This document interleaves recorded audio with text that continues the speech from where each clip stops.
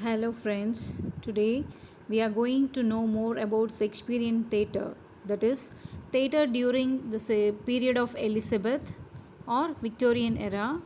So, let us start with our topic or content regarding Shakespearean theatre.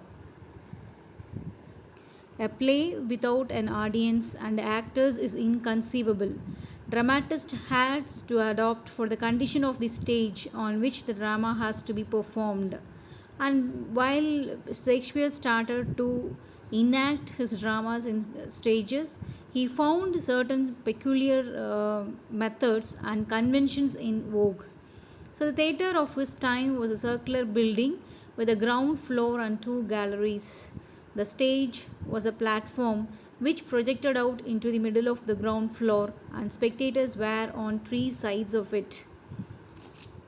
And the first gallery ran round the circular wall, even behind the stage, which is used for the performance of any action supposed to be in a high place. So, before going to see in detail about these theatres, we must know there are three kinds of theatres during this Elizabethan era, that is, public theatre, private theatres, and halls of royal palaces. And this, particularly the last one, the halls of the royal palaces, were mentioned only for the enaction of plays, particularly for the rich and high class people. They were either enacted in their own palace or the inns of the court.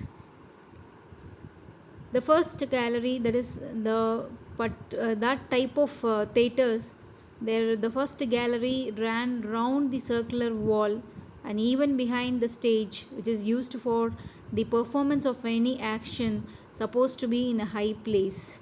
And at the back of the stage was an inner room in which we could be shown any indoor scene, that is, for an example, the quarrel scene between Brutus and Cassius in Julius Caesar. So here I have presented one picture, the picture of a globe theatre, for you to have a very good understanding how the theatre was in the period of Shakespeare. So you can see how in the center it was open and how it was stretched towards from the open stage where the characters are seen, and in the galleries over and over above you can see those people were standing in the ground gallery. They were called as groundlings, and the upper galleries the people were seated on their seats.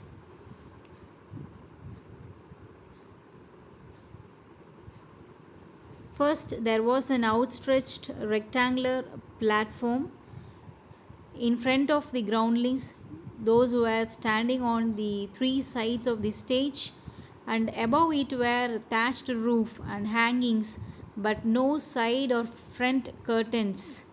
In the floor was a hidden trap door, which was usually kept closed and through which occasionally ascended or descended the witches or ghosts used to appear, for example, in the play Macbeth. So, the London Public Theatre in the time of Queen Elizabeth, I seem to be terribly limited, and the plays had to be performed during daylight. Only on the stage scenery had to be kept very simple, with just a table, a chair, a throne, and maybe a tree to symbolize a forest. Totally, what the theatre today is showing was not possible in this period, and the audience has to imagine everything for a better understanding. And our next picture you can see again, the stage usually lagged in scenic arrangements. There was acute scarcity of scenery. Only the characters are standing, and you can able to understand the scene, whether it is taking place inside the house or on the forest, can be understood only through the dialogues by the characters of the play.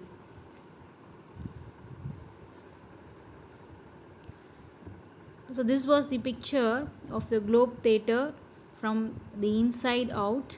So this theatre was constructed in 1599 and in which Shakespeare had a share. And it was most typically playhouse of the Elizabethan era, and it was circular in structure and the inside yard was open to the sky. It was surrounded by three tiers of galleries.